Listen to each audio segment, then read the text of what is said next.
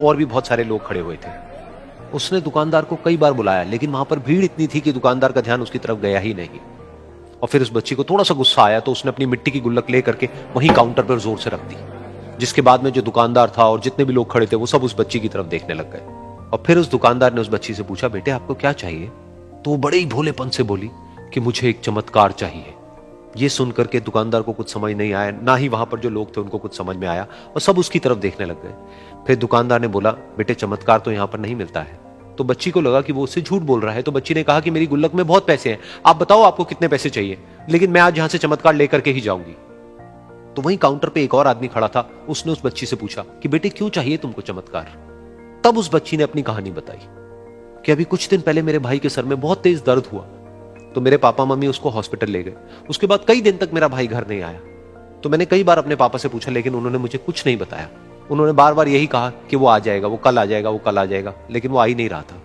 तो मैंने देखा कि मम्मी रो रही है, और पापा मम्मी को कह रहे थे कि उसकी दवाइयों के लिए और उसके इलाज के लिए जितने पैसे चाहिए उतने मेरे पास में नहीं है, अब उसको कोई चमत्कार ही बचा सकता है। तब मुझे लगा कि अगर मेरे पापा के पास में इतने पैसे नहीं भी हैं तो क्या हुआ, मेरे पास में तो है। तो मैंने जितने भी पैसे जोड़ रखे हैं वो सारे लेकर के मैं इस दवाई की दुकान पर आई। फिर उस आदमी ने उस बच्ची से पूछा, कितने पैसे हैं तुम्हारे पास में? ये सुनते ही उस बच्ची ने अपनी गुल्लक उठाई, जमीन पर फेंकी और तोड़ दी, और पैसे गिनने लग गई। बाकी सब लोग खड़े होकर के उसको देख रहे थे। थोड़ी देर बाद उसने सारे पैसे अपने हाथ में इकट्ठे किए और बोली, मेरे पास में पूरे 19 रुपए हैं। वो जो आदमी वहां पर खड़ा था वो थोड़ा सा मुस्कुराया और बोला कि अरे तुम्हारे पास में तो पूरे पैसे हैं, इतने का ही तो आता है चमत्कार। ये सुनकर के वो बच्ची बहुत खुश हो गई और बोली कि चलो मैं आपको अपने पापा से मिलवाती हूं। बाद में पता लगा कि वो आदमी कोई आम आदमी नहीं था, बल्कि एक बहुत बड़ा न्यूरोसर्जन था, और उसने सिर्फ 19 रुपए में उसके भाई की सर्जरी करी, और कुछ ही दिन बाद वो ठीक होकर के घर वापस आ गया। फिर कुछ दिन बाद वो बच्ची, उसका भाई, उसके पापा, उसकी मम्मी, चारों एक साथ बैठे हुए थे और बात कर रहे थे। तो उसकी मम्मी ने उसके पापा से पूछा कि अब तो बता दो ये चमत्कार आपने किया कैसे?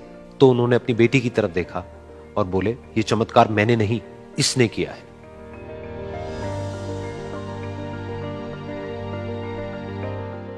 तो यहां पर एक बहुत बड़ी बात है जो हम उस छोटी सी बच्ची से सीख सकते हैं कि जिंदगी में कभी कभी ऐसा होता है कि हमको कोई रास्ता नजर नहीं आ रहा होता है और हम लोग हिम्मत हार जाते हैं। तब हमारे अंदर एक बच्चा होता है जो कोशिश करने से कभी भी पीछे नहीं हटता है।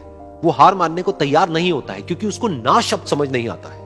वो बच्चा जिसके लिए कुछ भी नामुमकिन नहीं है, क्योंकि वो हर हाल में कोशिश करता ही रहता है।